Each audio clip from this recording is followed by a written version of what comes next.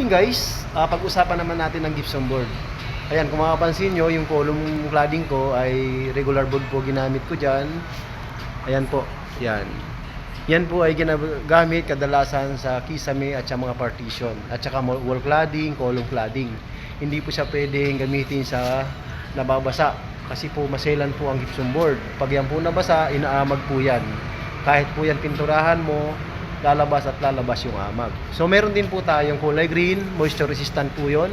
Para naman po yun sa mga kitchen, sa CR, for example po, naliligo tayo.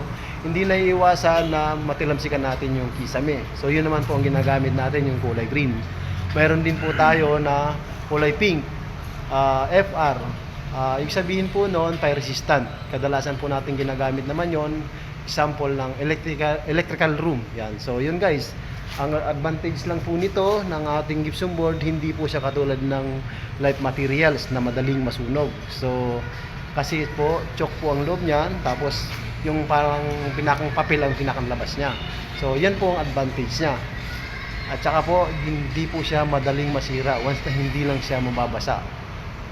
Yun guys, marami pong salamat guys. Sana may natutunan kayo sa aking post, sa aking pinapakitang video. Hanggang sa muli guys, Porsigido si Manoy.